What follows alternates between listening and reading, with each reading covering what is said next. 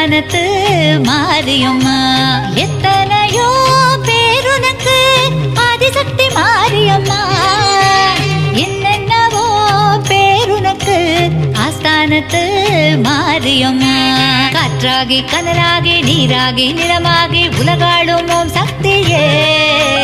திரிசூலம் ஏந்தி திசையெங்கும் தோன்றி அரசாளும் அங்காரியே.